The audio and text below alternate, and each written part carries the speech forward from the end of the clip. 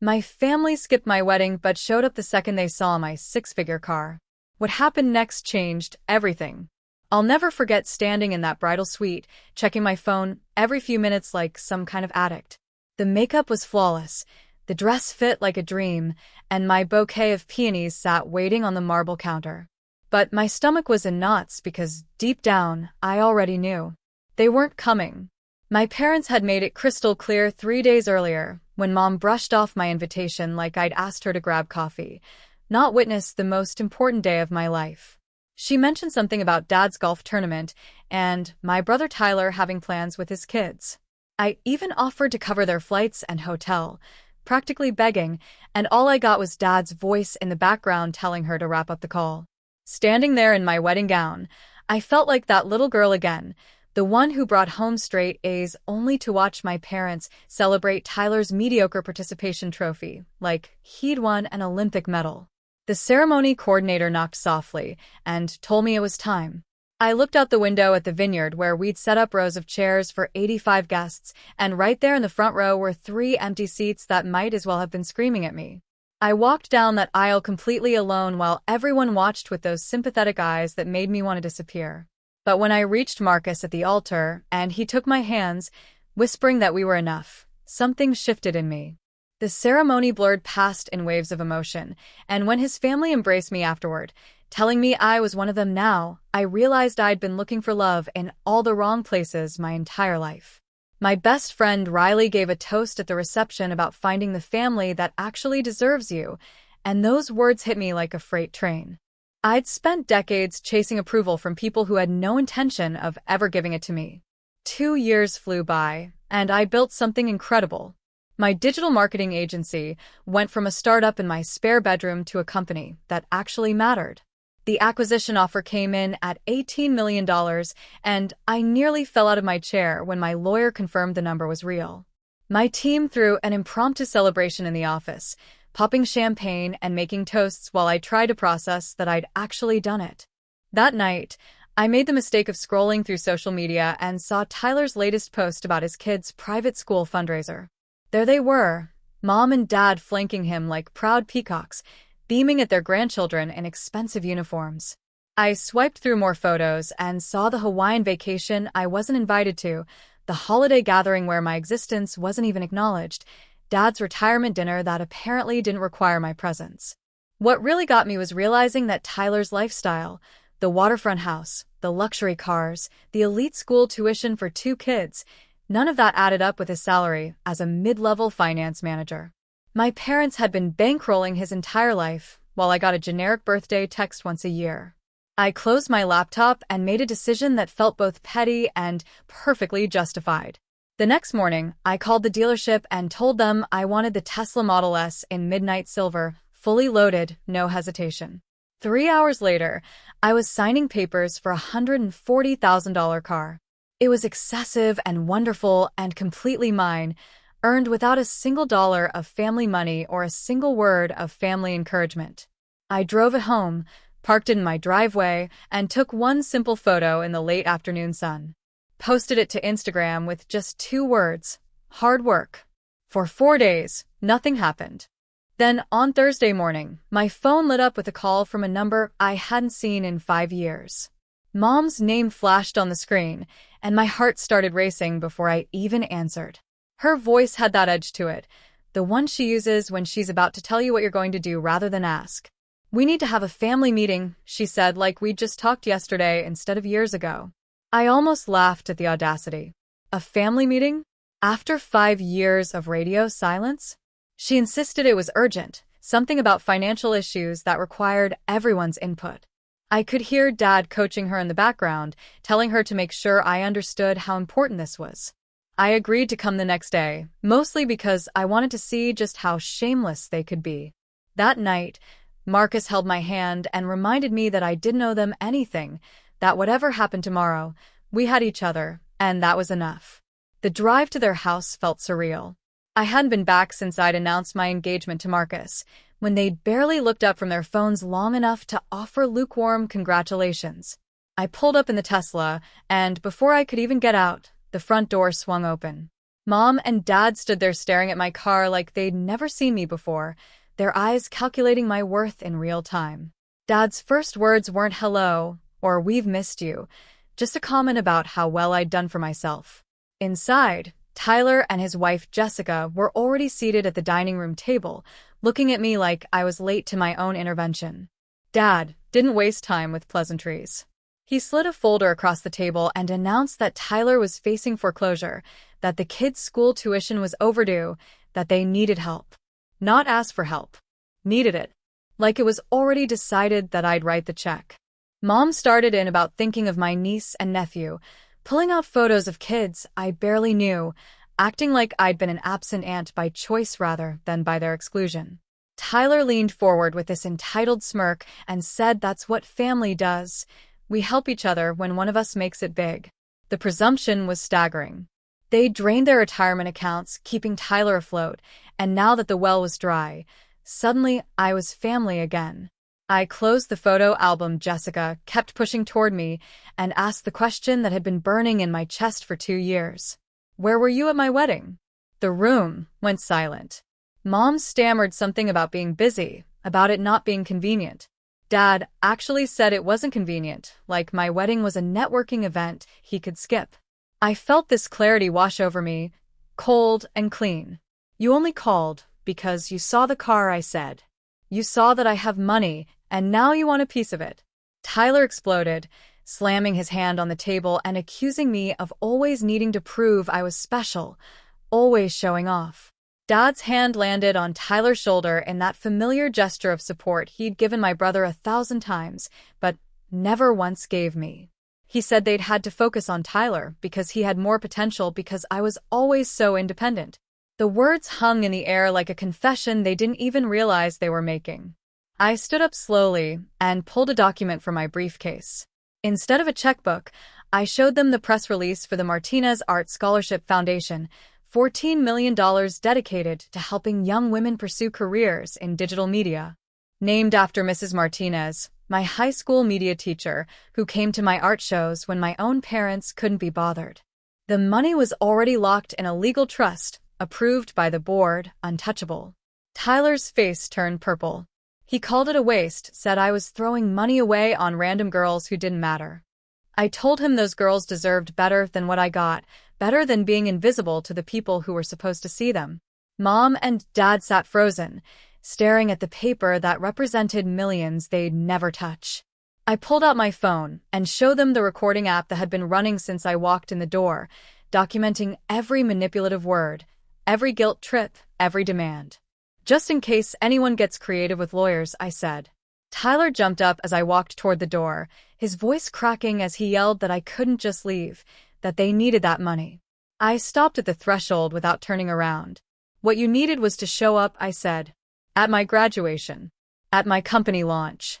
At my wedding. But that ship sailed years ago. Driving away felt like shedding skin I'd outgrown. Marcus answered on the first ring, and I told him it went exactly as we'd expected, that they'd shown me exactly who they were without any ambiguity left. The foundation board meeting was scheduled for the next morning, and everything was ready for the press announcement. I deliberately structured the timing this way, making the foundation legally bulletproof before any confrontation, scheduling the public announcement before they could regroup. The scholarship would be my legacy, not a family bargaining chip. That night, I slept better than I had in weeks. The messages started just before midnight, a flood of texts about family emergencies and obligations. I turned my phone face down and didn't look at it until morning. 6 voicemails from Mom painted a predictable arc from tearful pleas to angry accusations to threats about what people would think of a daughter who abandoned her family in crisis. I deleted them while drinking my coffee. Tyler started calling my business contacts trying to build some kind of coalition against me, but it backfired spectacularly. My investors refused to discuss personal matters, and the community rallied around the foundation instead. Applications started pouring in from young women who saw themselves in the mission statement. The press coverage was overwhelmingly positive, focusing on the scholarship's purpose and impact. Then Tyler and Jessica tried one final manipulation, sending their kids to my office with handmade cards about missing Aunt Caroline. The handwriting was obviously not theirs, and the transparent emotional blackmail made me physically ill. My assistant, following strict instructions, turned them away gently but firmly. I sent one email to all three of them through my attorney, making it clear that any further workplace harassment would result in formal complaints and that all communication had to go through legal channels. The fallout was immediate and public. When news broke about Tyler's foreclosure, people connected the dots without me saying a word. My mentor and first investor released a statement supporting my decision to lift others rather than enable dependency. The Portland Business Chronicle ran a feature about the foundation with a headline that basically said it all: building legacy through purpose, not obligation. My college friends formed a protective circle around me, filling my calendar with dinners and events that left no room for dwelling on family drama. Marcus handled security protocols at our house. My therapist helped me process the grief of accepting that some relationships can't be fixed, only mourned and released. 2 weeks after the confrontation, I received a community leadership award, and standing at that podium looking out at faces that genuinely celebrated my success, I understood that the tables had completely turned. The scholarship committee selected 3 finalists for the first award, and I pored over their portfolios with the same intensity Mrs. Martinez once gave to my work. One applicant, Jasmine, reminded me so much of my younger self that it hurt to read her essay about finding her voice through filmmaking when her family couldn't hear her. I approved all 3 scholarships on the spot, unable to choose between them. The foundation had the resources, and these young women deserved the chance I'd had to fight for alone. Over the following months, extended family members tried various approaches to bridge the gap. Aunt Linda sent Thanksgiving invitations wrapped in guilt about family needing to be together. My cousin Brandon texted asking why I couldn't just talk to them, completely oblivious to decades of context he'd never witnessed. A letter arrived from Mom claiming they'd always believed in me, rewriting history so thoroughly that I threw it in the fireplace half-burned. Dad tried calling my office directly, and my assistant told him I was permanently unavailable. The final straw came when Tyler convinced the family attorney to call me about moral obligations, as if ethics could be weaponized on behalf of people who'd show me none. I hosted Thanksgiving at our house that year, filling the table with people who'd actually shown up for me. Marcus sat beside me, Jasmine and the other scholarship recipients scattered among my team members, and Mrs. Martinez in the seat of honor. The room glowed with warmth my childhood home never had, laughter bouncing off the walls without any undercurrent of judgment or comparison. I raised my glass and toasted those who see us as we are, and the words echoed back to me from people who meant them. My phone stayed off all evening, and I didn't miss it once. Over dessert, I announced the foundation's expansion into a mentorship program where I'd personally work with each recipient. Jasmine's eyes went wide with disbelief, and I smiled at her with the same encouragement Mrs. Martinez once gave me.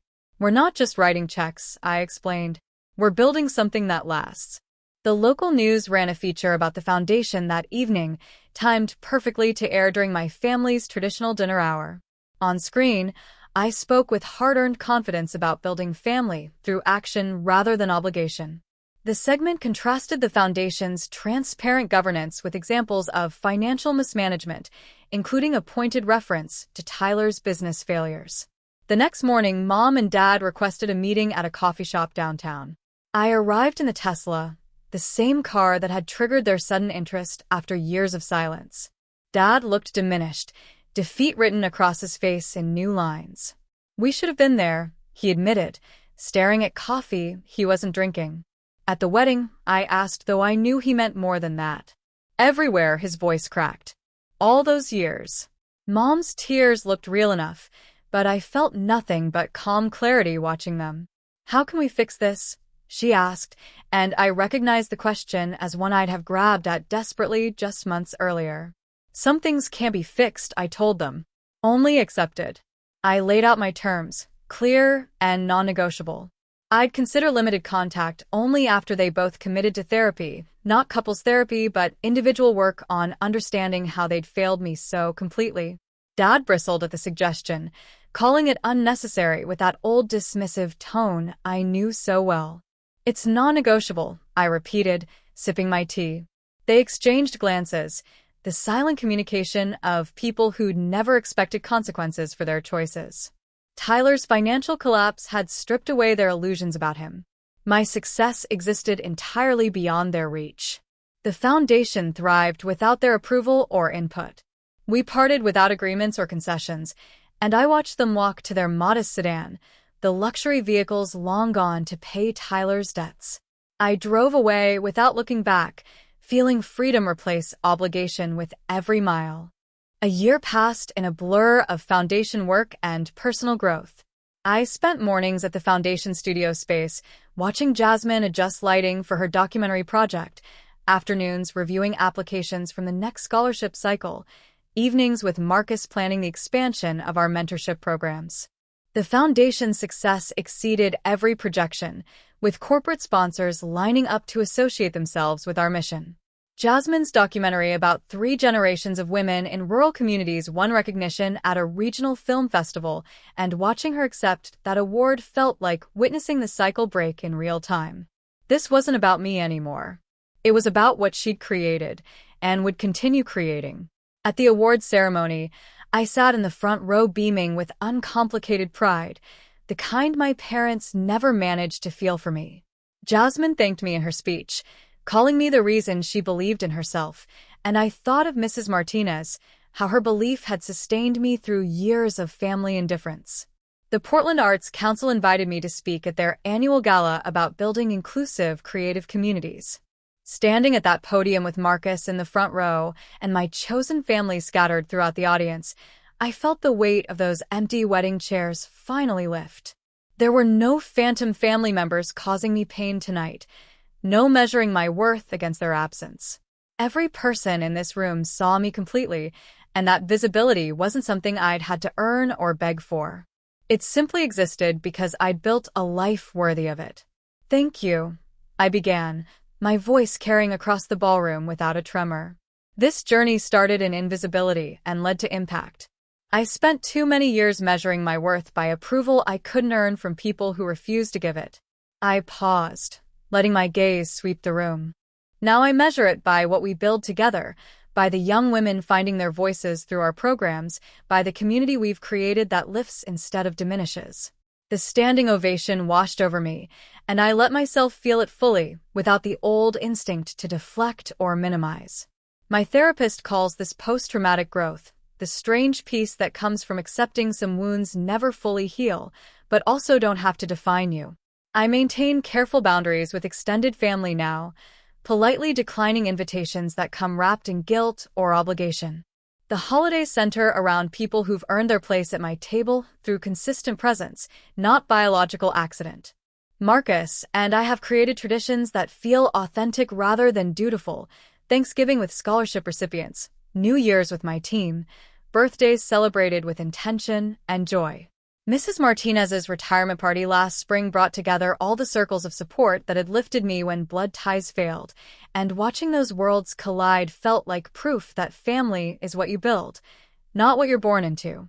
Driving through downtown Portland one afternoon, I passed a coffee shop where I used to edit videos on a borrowed laptop, back when my business was just a dream I was too stubborn to abandon. Through the window, I caught a glimpse of my parents walking on the sidewalk. Our eyes met briefly, and I felt nothing but peaceful acknowledgement. They taught me what love isn't, through years of neglect and indifference and conditional crumbs of attention. Marcus and my work and my chosen family taught me what love actually is: steady presence, unconditional support, celebration without comparison, visibility without having to perform or beg for it. I didn't stop or wave. There was no need. That chapter had closed, and I'd written a better story with people who deserved to be in it. The foundation continues growing beyond anything I imagined that day I signed the paperwork in my parents' dining room. We've expanded to 3 cities, funded 47 scholarships, and created a network of mentors who remember what it felt like to be overlooked. Jasmine now mentors incoming scholarship recipients, passing forward the support she received, and watching that cycle continue fills me with purpose I never found chasing my parents' approval. Tomorrow, I'll be in the studio showing a new recipient advanced filming techniques, camera in hand, sharing knowledge I gained through years of making myself visible when no one was looking. The work matters more than any family reconciliation ever could, because it's built on genuine connection rather than obligatory ties. This is what I've learned through all of it. Family isn't who raises you, it's who lifts you, who sees you clearly and celebrates you fully, who shows up not when it's convenient, but when it matters most. If this story resonated with you, if you've ever felt invisible to the people who should have seen you first, I hope you'll share it with someone who needs to hear that their worth isn't determined by who refuses to recognize it. Sometimes the bravest thing we can do is stop chasing approval from people who were never going to give it and start building a life with those who already see our value. Your story matters, your success matters, and you deserve people who show up consistently, not just when it benefits them. If you found value in this, hit that like button, subscribe to the channel for more real stories about finding strength in unexpected places, and drop a comment telling me about the person who saw you when others didn't. Let's build a community of people who lift each other up, because that's what real family does. Share this video with someone who needs permission to choose themselves, and let's keep this conversation going. Thank you for being here, for listening, and for being part of this journey towards something better.